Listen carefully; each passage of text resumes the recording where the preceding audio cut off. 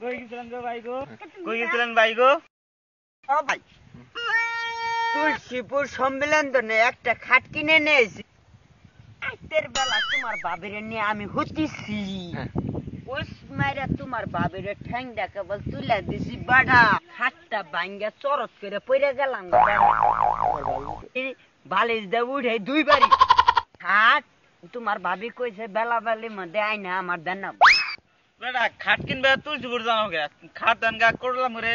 রশিদের দোকানে তো কাঠ পাওয়া যায়, ভালো দক্ষ মিস্ত্রি দিয়ে কাজ করাই। আর খাট 10 বছরের ওয়ারেন্টি দিব।